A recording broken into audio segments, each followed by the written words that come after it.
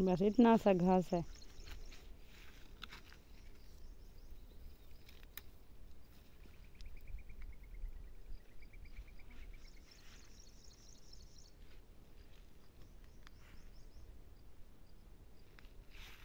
गर्मी तो बहुत है। ये पकड़ो।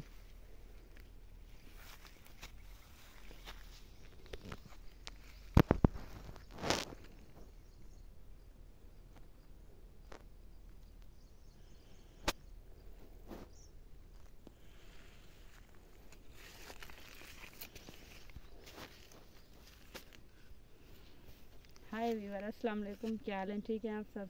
हम खैरियत से हैं। 2-3 दिन से हमारी कोई वीडियो नहीं आई क्योंकि हमें व्लॉग बनाने का मौका ही नहीं मिला। आज हम बना रहे हैं।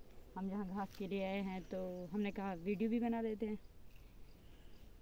ये क्या बांध रही हूँ, ये दिखाती हूँ आपको। ये बांध रहे हैं हम, इसमें डालेंगे घास। ऐसे बांधते हैं मेरे ख्याल में। और ये कपास का खेत है, इसमें हम घास काटेंगे।